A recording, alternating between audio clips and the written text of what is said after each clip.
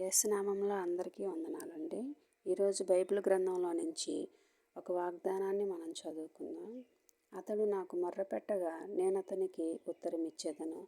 శ్రమలో నేను అతనికి తోడై ఉండేదను. అతన్ని విడిపించి అతన్ని గొప్ప చేసేదను. ఇక్కడ దేవుడు మనకేం చెబుతున్నాడంటే, మన ప్రతి ఒక్క శ్రమలోనూ ప్రతి ఒక్క కష్టంలోనూ మనము ఆయనకి ప్రార్థించిన ఎడల ఆయన మన ప్రతి శ్రమ నుండి విడుదల కలిగిస్తానని చెప్తున్నాడు. ఈ లోకంలో ఉన్నటువంటి మనుషులకి మనం చెప్పి బాధపడే కన్నా పరలోకంలో ఉన్నటువంటి దేవుడికి మనం చెప్పుకొని ప్రార్థించిన ఎడల దేవుడు మన ప్రతి అవసరాలని తీర్చేవాడు. ఆయన మనకు ప్రతి పనిలోనూ తోడుగా ఉండి నడిపించేవాడు.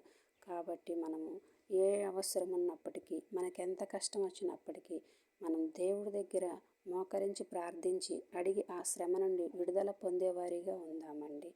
ఆమేన్.